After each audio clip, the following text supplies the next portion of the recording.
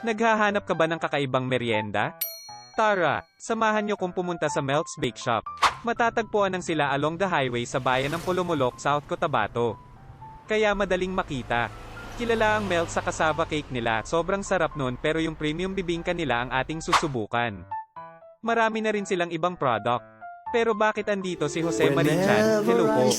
Hindi siya ordinary na bibingka kasi nakalagay sa tray instead of dahon ng saging. Ang ganda ng packaging, wag na nating patagilin, buksan na natin dali. Ang toppings niya caramel na parang brown sugar, latik ata yung tawag.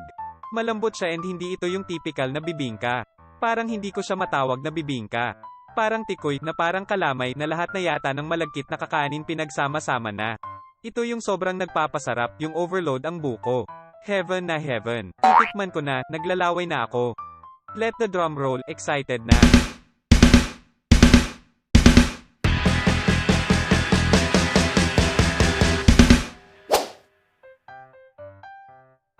Panalo.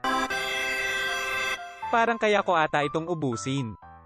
Isa pa para sure talaga ma-judge ang lasa. Para hindi bias, dapat tikman nyo rin ito at malaman kung ano talaga lasa. Talagang masasabing kung kakaiba siya. Mapop Coke Zero ka eh.